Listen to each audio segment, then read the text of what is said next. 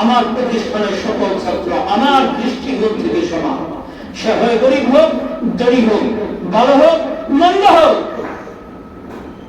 তাই এই হলো উস্তাদানা মেজাজ। হ্যাঁ, দিলে দরদ কম বেশি হইতে পারে, সেটা আচরণের দ্বারা। একটা ছাত্র মেহনত করে, আদব কায়দা ভালো, আমল আখলাক ভালো, চরিত্র ভালো, রাতে তাহাজ্জুদ পড়ে, কান্দে, পড়ার টাইমে পড়া পারে, এর প্রতি উস্তাদের আলাদা একটা দরদ, সেটা হলো দিনের ব্যাপার। কিন্তু বাহ্যিকভাবে চাক্ষুষ আদর আপ্যায়ন সমান করতে হবে, তার প্রতি দরদ বেশি হইতে পারে।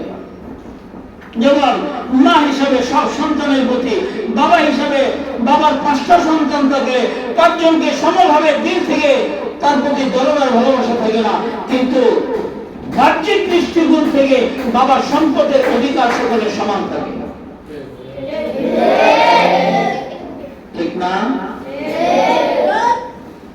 যেই বাইরে বাবাই দেখবার পায় না, ওই বাবা বলে গেলে বাবার ঘরে কানি পাইব, আর যেই বাইরে বাবাই খালি বয়ে রয়েছে ওই বায়ও অত্যানি। ঠিক ছাত্র উস্তাদের ব্যাপারটা এরকম, কারণ উস্তাদ তারা রুহানি বাবা। উস্তাদরা কি হয়?